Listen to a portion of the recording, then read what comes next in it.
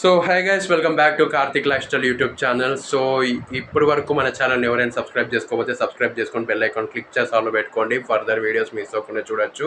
So ఇలా కొత్త కొత్త కంటెంట్తో నేనైతే ఖచ్చితంగా ప్రతిరోజు మీ ముందుకైతే వస్తాను. సో ఖచ్చితంగా ప్రతి ఒక్క వీడియోని లైక్ చేయండి, ప్రతి ఒక్క వీడియోకి కామెంట్ చేయండి అండ్ ప్రతి ఒక్కరికి షేర్ చేయండి.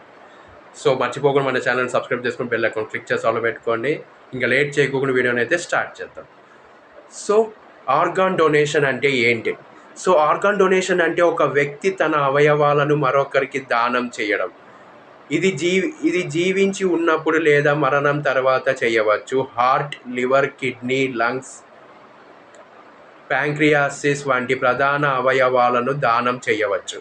కంటి, కార్నియా, చర్మం, ఎముకలు కూడా దానం చేయవచ్చు. బ్రెయిన్ డెడ్ అయిన వ్యక్తి అవయవాలను అత్యంత ప్రాణరక్షకంగా ఉంటాయి. బ్రెయిన్ డెత్ అంటే మెదడు పూర్తిగా పనిచేయకపోవడం. జీవించి ఉన్నప్పుడు ఎక్కువగా కిడ్నీ మరియు లివర్లో భాగం దానం చాలామంది అయితే చేస్తారు. సో ఒక ఆర్గాన్ డొనేషన్ 8 మంది ప్రాణం ఇవ్వగలదు. సో అవయవ మార్పిడి ట్రాన్స్ప్లాంటేషన్ ద్వారా వేలాది మంది కొత్త జీవితం పొందుతున్నారు. భారతదేశంలో ప్రతి సంవత్సరం లక్షల మంది అవయవాల కోసం వేచి చూస్తున్నారు. అవగాహన లేకపోవడం వల్ల చాలా అవయవాలు వృధా అవుతున్నాయి. ఆర్గాన్ డొనేషన్ పూర్తిగా చట్టబద్ధమైనది. భారతదేశంలో అవయవ మార్పిడివి పర్యవేక్షించే సంస్థ national organ and tissue transplantation organization, NOTTO అంటారు దీన్ని. సో అవయవ దానం కోసం ప్రభుత్వ అనుమతి మరియు మెడికల్ టీం పర్యవేక్షణ అవసరం. సో రక్త గ్రూప్ మరియు శరీర అనుకూలత పరీక్షలు తప్పనిసరి. అవయవాలు కొనుగోలు, అమ్మకం పూర్తిగా నేరం. కుటుంబ సభ్యుల సమ్మతి అత్యంత ముఖ్యమైనది.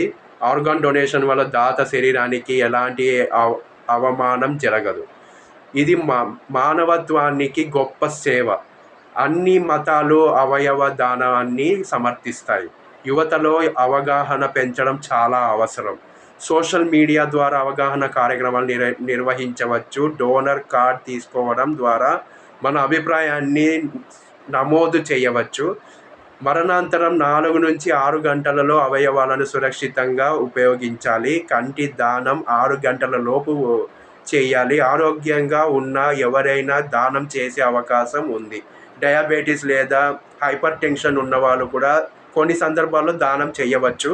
సో అవయవ దానం ఒక కుటుంబాన్ని ఆశ వెలుగును ఇస్తుంది.